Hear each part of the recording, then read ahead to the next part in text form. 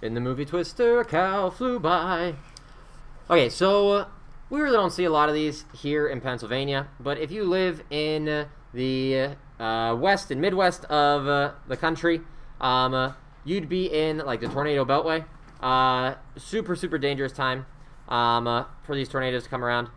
And when these tornadoes come around, or even some hurricanes, you can actually find like weird household objects that have just kind of speared through trees.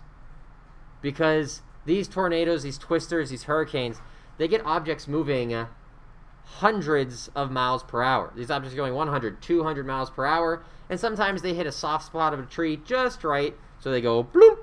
So you can find 2x4s that go through trees and just stick out randomly. You can find forks just lining stuff. It's a weird time. Don't be outside in a twister. The shrapnel is very dangerous.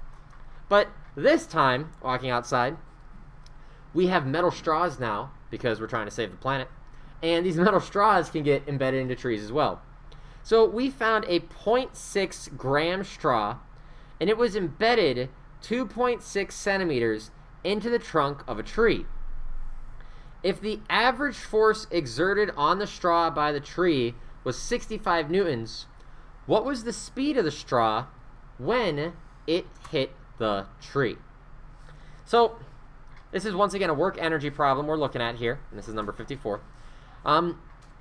We know that we have a force dotted with some displacement here, and that's going to equal 1/2 m times our final velocity squared minus the initial velocity squared.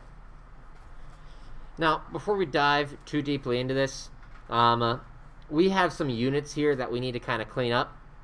That 0.6 is in grams, which isn't very helpful. We want things to be in kilograms for our proper SI units. So we need to divide this by 1,000, or there's going to be 3 more zeros here. So this is like 0.0006 kilograms, or 6 times 10 to the minus 4. And this 2.6 centimeters, well, there's 100 centimeters in a meter, so moving this decimal over 2, this is going to be 0.026 meters. We also know, if we just kind of draw a quick sketch here of a tree, this is the only way I've ever learned how to draw trees, so there it is. We know that at the end, our straw is physically in the tree. It's not moving anymore, which means our final velocity here should be 0. And out here, the straw is zipping with some velocity, and that's the velocity that we're looking for. So if we go ahead and kind of set this up, we know the average force exerted on the straw by the tree is 65 newtons, so 65. We know the displacement is 0.026 meters. And don't forget, there's a cosine component here in the problem. The force, if we kind of think about, how is this going to act here?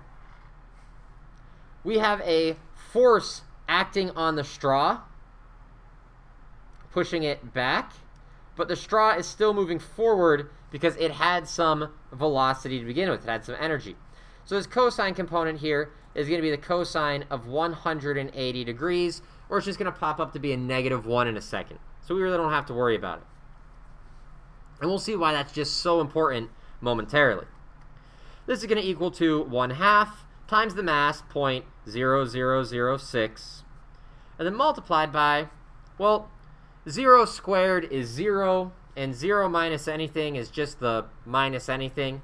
So we could actually just write this as minus the initial velocity squared.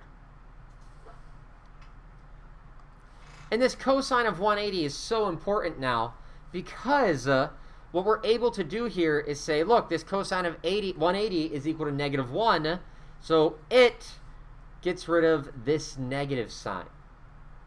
Otherwise, we'd have some weird negative there, and it's like, why is that negative existing there when we're just looking at speeds? So with that force and the displacement being in opposite directions, those negatives have gone away. Now if we want to solve for this initial velocity, we'll multiply each side by 2 to get rid of the 1/2. So we're going to have 2 times 65 times 0.026. And then we need to divide each side by the 0.0006. And this will give us our initial velocity squared.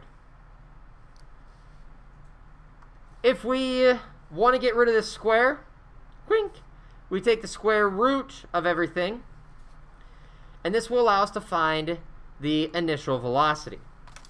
When we plug all those numbers together and take the square root, 2 times 65 times 0.026 divided by 0.0006 square root, that initial velocity was 75.06 meters per second, which is somewhere around 230, 240 kilometers per hour. So the straw was booking it whenever it hit the tree. Now, we know this velocity, or this speed rather, is a positive number. But note, when you take a square root of a positive quantity that we did within here, you technically have two answers. Remember, if you take the square root of 4, the answer isn't just 2, it's technically, from a mathematical perspective, plus or minus 2, right? Because negative 2 times negative 2 is still 4.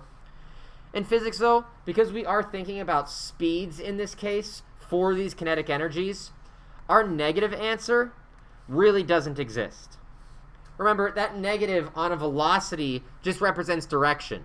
And with kinetic energy, we don't care about direction. We just care about the quantity. And that gives us, in this case, just our positive answer is the one we actually care about. So our positive 75.06 is our final answer there.